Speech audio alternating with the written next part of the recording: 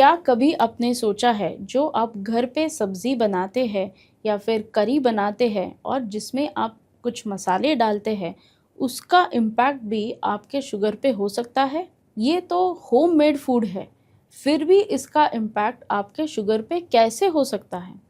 तो अगर हम खतरनाक की बात करें तो वो मसाले के गुणों से नहीं होता बल्कि उसमें जो एडेड चीज़ें रहती है उससे हो सकता है। तो ये एडिशनल जो चीज़ें ऐड की जाती है टेस्ट को एनहांस करने के लिए या फिर उसका वेट बढ़ाने के लिए, तो इन चीज़ों की वजह से आपके शुगर पे कुछ बहुत ही खतरनाक इफ़ेक्ट हो सकता है।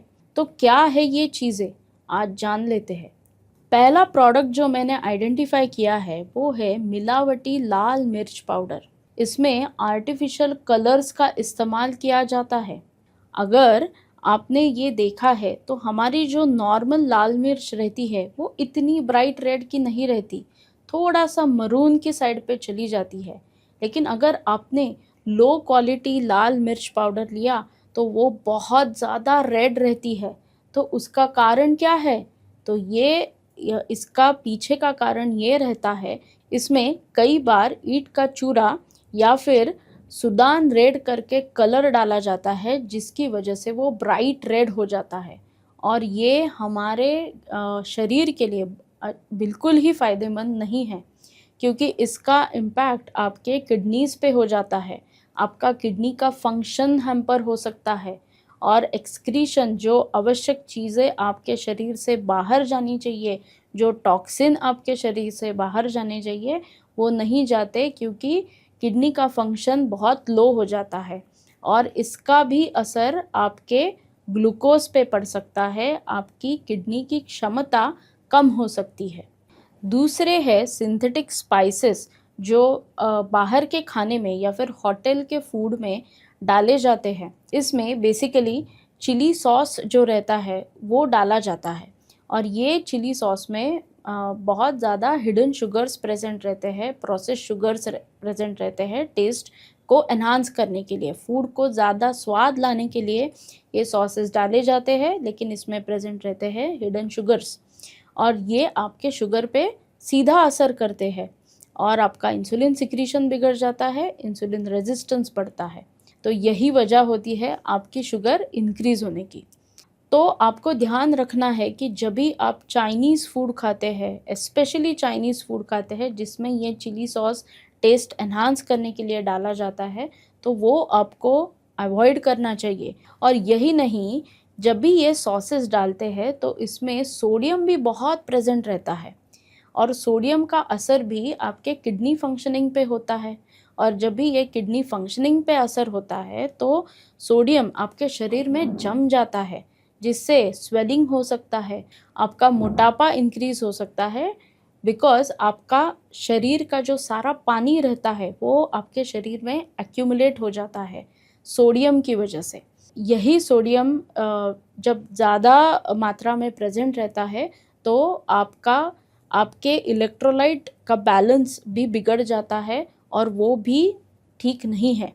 तो इसका असर सिर्फ़ शुगर पे ही नहीं होता बल्कि अदर सिस्टम्स पे भी हो सकता है, जो कि आपको ध्यान रखना है। तीसरा है, बाज़ार में जो पैकेट बंद मसाले रहते हैं, जो कॉमनली यूज़्ड होता है वो है गरम मसाला, जो हर एक सब्ज़ी में या फिर दाल में हम अक्सर डालते हैं। लेकिन इस गरम मसाला बनाते समय प्रोसेसिंग के टाइम पे बहुत ज़्यादा स्टार्च ऐड किया जाता है। स्टार्च ऐड करते हैं, प्रिजर्वेटिव्स ऐड करते हैं। यही नहीं, कई बार तो ऐसे भी होता है उसको टेस्टफुल बनाने के चक्कर में इसमें बहुत ज़्यादा पाम ऑयल भी यूज़ किया जाता है और पाम ऑयल में ज़्यादातर ट्रांस फैट्स प्रेज़ेंट होते हैं।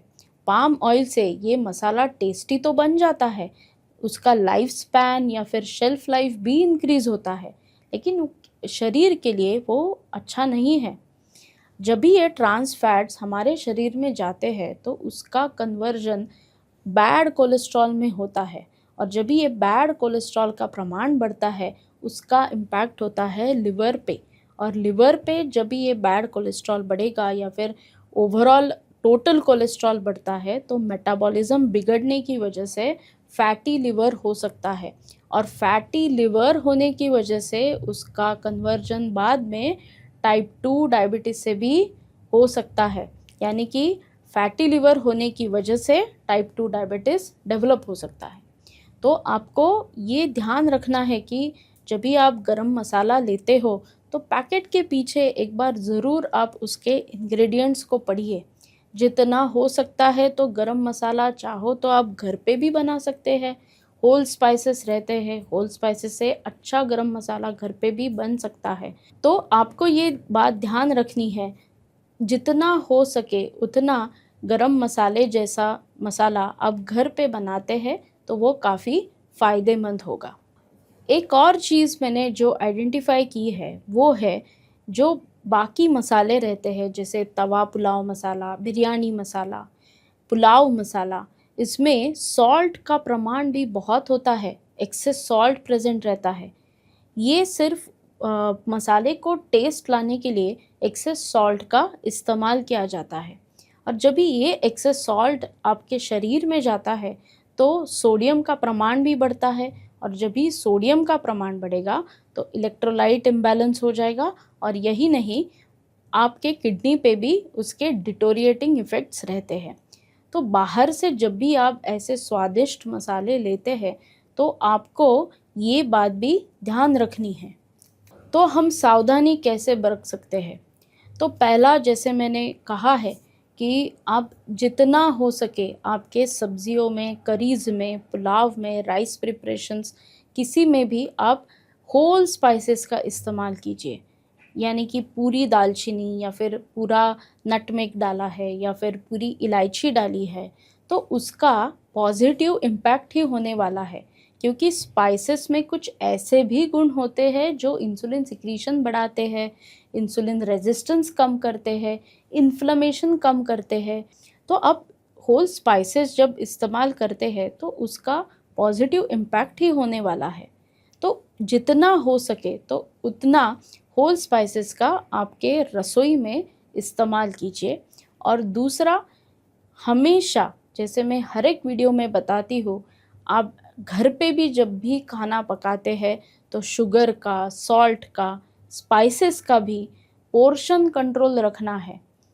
तो portion control is one factor जो आपको कभी भी भूलनी नहीं है। पाँचवा है नटमेग का ओवरडोज। नटमेग वैसे तो यानी कि जायफल जो हम खाने में इस्तेमाल करते हैं टेस्ट के लिए, लेकिन अगर वो ज़्यादा मात्रा में एज अ होल फॉर्म भी या फिर नटमेग की पाउडर ज़्यादा इस्तेमाल करते हैं तो उसका इम्पैक्ट आपके नर्वस सिस्टम पे हो सकता है। कभी कभी पेशेंट्स को टायर्ड फील हो सकता है या फिर बहुत ज़्यादा नींद आती है, तो इसका कारण अगर नटमेग का ओवरडोज गया तो वो भी एक वजह हो सकती है। तो आप चाहे तो नटमेग यूज़ कर सकते हैं, लेकिन बहुत ही लिमिटेड पोर्शन में रखना है। तो अगर आपको ये जानकारी अच्छी लगती है तो लाइक, शेयर, सब्सक्राइब कीजिए और मेरे साथ बने रहिए। धन्यवाद।